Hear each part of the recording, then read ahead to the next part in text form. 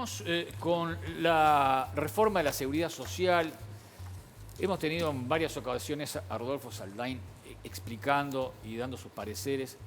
Siempre más o menos digo lo mismo, ¿no? La idea original de Rodolfo era una, y ahora con todas las modificaciones sigue la idea original, ha cambiado, tiene matices y ribetes que desconocemos. ¿Cómo quedó entonces ahora lo que sería la reforma de seguridad social? Y por eso convocamos a José Pereira, que es el director por las empresas en el directorio de BPS. ¿Cómo andás? Gracias por venir, José. Muy buenos días. Hola, buen día, Pereira. Y realmente la primera pregunta que te hago es esa, ¿no? O sea, de la idea original, ¿has visto que sigue el mismo rumbo o ha tenido alguna deriva, ha cambiado? Porque, claro, vos toqueteás algo de ahí, de esa que son variables, cada una es una variable. Es una variable y se desconchinfla todo lo otro, ¿no? ¿Cómo se maneja eso? ¿Cómo se hace para tener modificaciones que no alteren la esencia de lo que sería esta reforma de la seguridad social? Bueno, nosotros desde el inicio manejamos que en realidad la estructura, o para que quede claro a la gente, la estructura de lo que es la reforma de seguridad social siempre fue la misma, ¿no? Mantener un sistema que venimos desde el año 96 y que de alguna manera esa estructura se maneja de forma permanente. El propio Saldain, nosotros lo hemos dicho varias veces que hemos sido convocados por colegas de ustedes periodistas y por ustedes mismos, incluso cuando fuimos o estábamos en campaña para el BPS, se llamó en este caso a fundamentalistas del sistema, ¿no? El propio Saldain es un fundamentalista del sistema, uno habla con él y es un enamorado del sistema.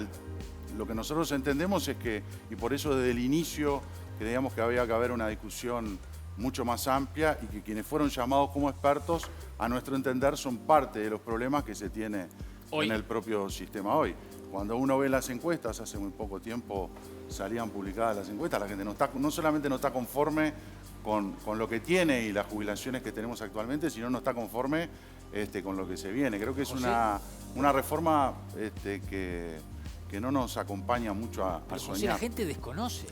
Sí. El principal problema de todo esto es un tema de comunicación, porque no se sabe bien de qué se trata, y cuando encontrás después interlocutores que de alguna manera te explican, ahí es cuando te llevas la sorpresa, ¿no?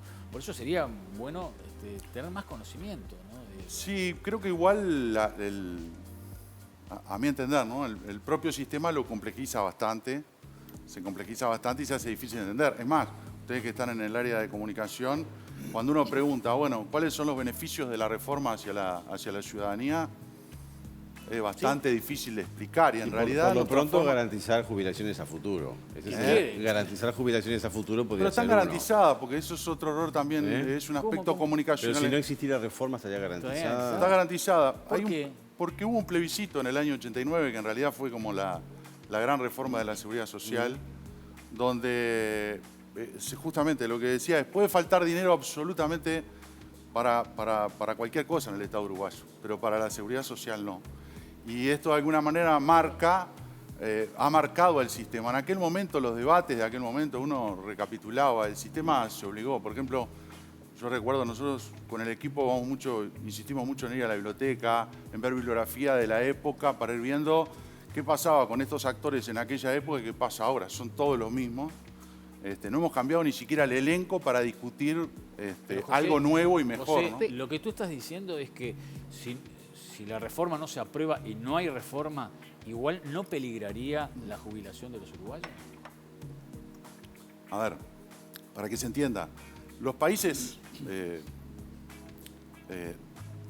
desarrollados, o los países que están en la línea de desarrollo, a diferencia de los países en subdesarrollo, tienen una gran diferencia. Gastan mucho más que nosotros en seguridad social, en educación y en salud. Nosotros, los países en subdesarrollo, gastamos más y tendemos y queremos gastar menos. Y eso ya de por sí nos da una evidencia. Cuando se dice, por eso nosotros desde el inicio decimos, esto es una reforma del Estado para el Estado, y además donde incluye mejoras en el sistema, por ejemplo, para el propio sistema mixto. Acá el Estado evidentemente va a recaudar más, el ciudadano va a aportar durante más tiempo, que es lo que es, eso sí lo entiende la gente. Si yo aporto 5 años más y gano lo mismo, evidentemente estoy haciendo un esfuerzo yo, no el Estado. Y creo que es una de las premisas que nosotros hemos manejado. Le decíamos el otro día en la Cámara en la Comisión de Diputados, le decíamos, bueno, acá hay una responsabilidad de los diputados. Van a votar, se está votando una reforma que de acá en adelante hay que dar la cara, sobre todo los más jóvenes, porque hay que dar la cara porque estamos votando una reforma que no le gusta a la gente, pero a su vez una reforma que seguramente no solamente no le gusta a la gente el actual sistema, sino no le va a gustar a la gente lo que se va a votar y lo que va a quedar. Y desde el sector empresarial, ¿cuál sería el principal o principales cuestionamientos? Y también el tema aportes, en lo que le corresponde al sector empresarial aportar. Bueno, aportar, porque capaz que, o sea, podemos cuestionar que a lo mejor la gente va a trabajar más, por lo menos promedialmente un par de años más, porque la mayoría se jubila a 63 años. Sí, ya estamos casi en 64. Casi 64, o sea que tampoco es que tengan que trabajar 10 años más. El tema de los aportes se ha ido en idas y vueltas o desmentidos en cuanto a que se va a ganar menos. Ya se dieron, estuvieron acá y dijeron que no. Y el sector empresarial, ¿cuál es el esfuerzo, por decirlo de alguna manera, desde el sector empresarial y que puede implicar de alguna manera un rechazo también a lo que es esta reforma? A ver, para nosotros es lo que estamos viendo, o por lo menos lo que nosotros vemos, y me parece que hay que empezar a trabajar al otro día, salga o no salga la reforma, y creo que en eso estamos. Nosotros estamos comprometidos teniendo reuniones con organizaciones y con estados, con sobre todo embajadas, pidiendo ver cómo son otros sistemas. Y lo que hemos visto es que los sistemas muy antiguos como el nuestro, con vicios en los institutos de seguridad social, ahora la Caja Profesional está insistiendo en una auditoría, ¿no? Cuando hay vicios de este tipo es difícil y nosotros cuando nos reunimos con embajadores de estos países vemos que les cuesta cambiar. Vemos lo que está pasando en Francia, ¿no? Marchas contra marchas, dice Macron. Bueno, la gente que está acostumbrada a ser perjudicada no se queja, pero la gente que cuando le tocan beneficios a gente que históricamente tiene beneficios, salen a la calle. Y algo así pasa en Uruguay. Nosotros tenemos jubilaciones de privilegio que tienen una distancia muy grande con las jubilaciones de hambre y eso no lo tocamos. Beneficios históricos que no estamos tocando. Los otros días decía en la comisión el representante de los trabajadores, bueno, hay que hablar sobre algunos beneficios que se le dan a empresarios. Sí, estamos dispuestos. ¿Cómo que no? Primero está la verdad y después está la defensa de la empresa.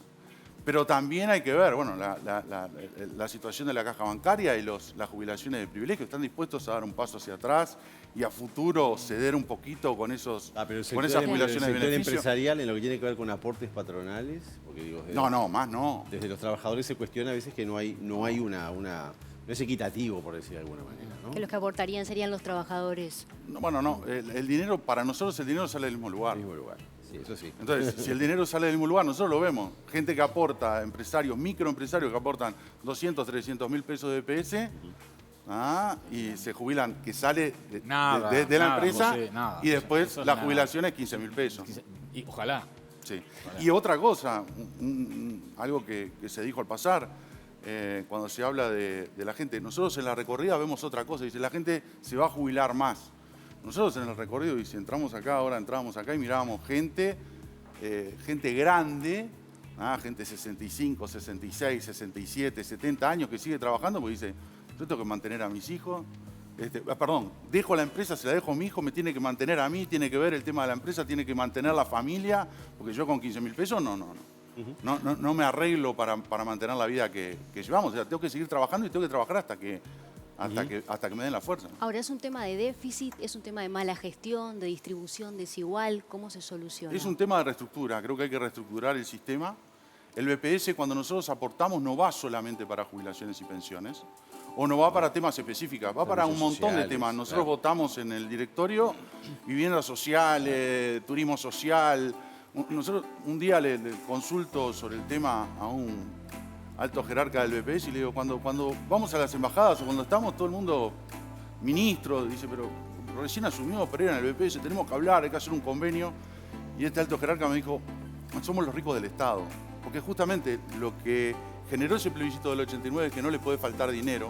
Por lo tanto, todo pasa para ahí. No podemos tener un sistema en el cual supuestamente deficitario y todos los días le estamos agregando temas nuevos, ¿no? Entonces no coincide el discurso con el área. Y después lo que decíamos de entrada, llamamos a lo mismo de siempre. Cuando hablamos de Murro, de Saldain, tienen antecedentes de gestión de BPS. No es que es gente que es nueva. Y hay que ver cuando estuvieron en la gestión, cuáles eran sus acciones.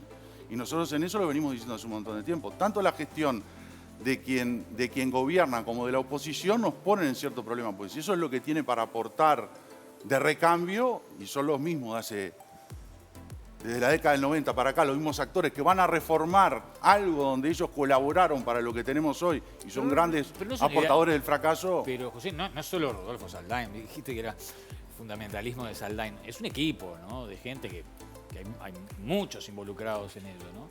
¿Y pero quién sería entonces? Porque realmente es algo tan técnico, o sea, es una reforma tan técnica, que dejarlo librado desde a un plebiscito sería una locura, ¿no? O sea, que también a veces Pero el yo Estado... no lo veo técnico, ¿eh?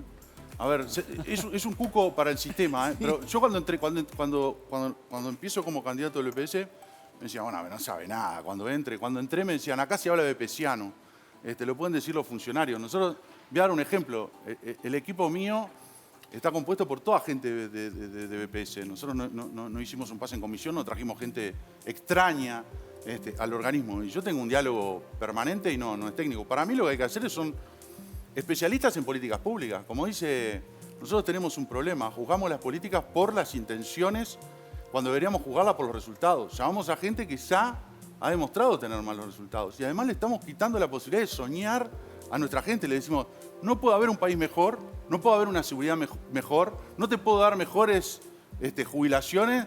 Es más, ahora voy a hacer una reforma y quizás te voy a perjudicar un poquito, pero en realidad lo tenés que hacer para ser un poquito más Igual a mí patriota. siempre que vamos a lo mismo, ¿no? ¿De dónde sale la plata? ¿De dónde tiene que salir la guita? En un país, digo, donde es un país de viejos, ¿no? Es un país de viejos, con baja natalidad, con sueldos promedialmente bajos. Entonces, digo, si vos tenés sueldos bajos y ganás poco, no podés jubilarte después con un dineral. O sea, te hablábamos, sí, jubilación de 15.000 pesos, y sí.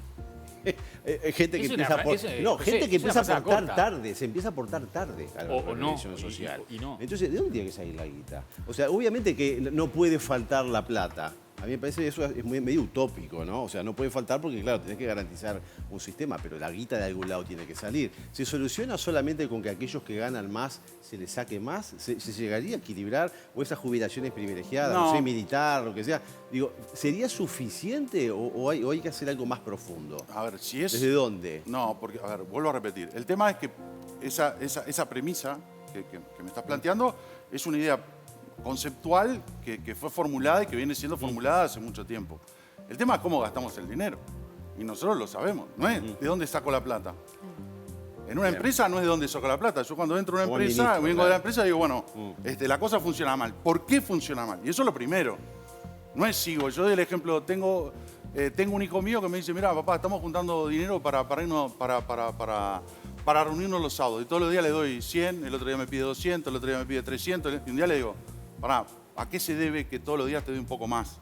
Y siempre la misma pregunta. Bueno, acá es lo mismo. Nosotros tenemos, de los expertos, Murro en el 2008 dijo que por primera vez le daba rentas generales dinero en el 2008 y el 2009 y que no había déficit. Poco tiempo después hizo una reforma. Nosotros no analizamos ni siquiera esa reforma. ¿Cuánta responsabilidad hay de Murro? En el pasaje propio de Saldain por el BPS. Por eso digo, llamamos a gente que tiene responsabilidades, que no analizamos su trayectoria dentro del organismo y por qué tenemos el organismo que tenemos. Hay un libro que es de Carlos Luján que habla del éxito de la reforma del 95-96 y lo habla desde el punto de vista político. Dice, qué increíble, en una coyuntura nueva, 3 partidos en el Parlamento, recordemos año 95, el Frente Amplio, ese empate electoral 30-30-30, prácticamente 33-33, y dice, es increíble cómo llegamos a un acuerdo para esta reforma y además viniendo de un gobierno, posterior a un gobierno, en aquel momento de la calle Padre, donde se le acusaba de privatizador, privatizamos la seguridad social. Dice, esto es increíble. Ahora dice, nos queda algo en el debe, revisar, reestructurar y analizar la caja profesional, la caja militar, el BPS y las paraestatales. Les doy un ejemplo. Cuando yo entré al BPS y en las recorridas, ahora por ejemplo, esta semana nos vamos para Rivera, y en las recorridas la gente nos decía, llegábamos a los lugares y los más veteranos de BPS cuando recorríamos y los periodistas más veteranos dicen, entraste a un lugar complicado. ¿Vos sabés lo que era el BPS? El BPS era el ámbito donde los políticos mandaban todo lo que sobraba. Escondían, por ejemplo, yernos, amantes, esto, lo otro. Esa es la visión que se tenía del BPS. Bueno, ese lugar nunca se reestructuró. Cuando la reforma del 66 y se ponen los directores sociales, que todo el mundo dice, ¿para qué están los directores sociales? Se ponen los directores sociales, se decía para eliminar la politiquería barata. Cuando entran los representantes sociales, Saldain era el presidente del BPS.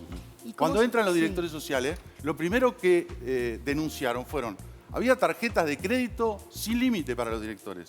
Y había 25 jubilaciones a tarjeta, yo te doy la tarjeta, andá y jubilate.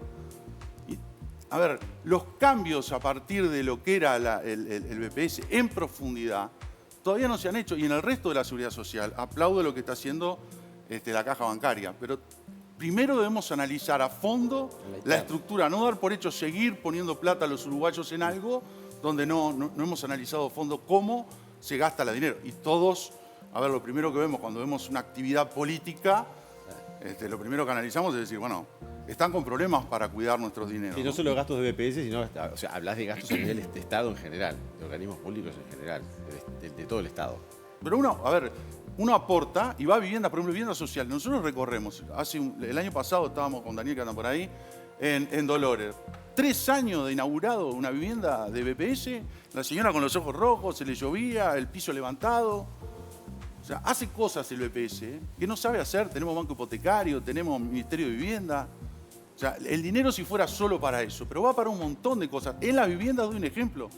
Se gasta en empresas de administración, en empresas de construcción, empresas de administración, empresas de seguridad, empresas de mantenimiento.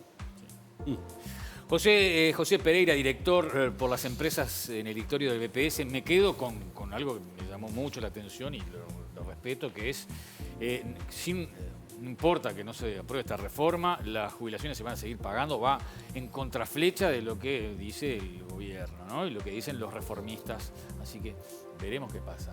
José, muchas gracias. No, por favor. Un gusto y gracias a ustedes. Dani, contame algo.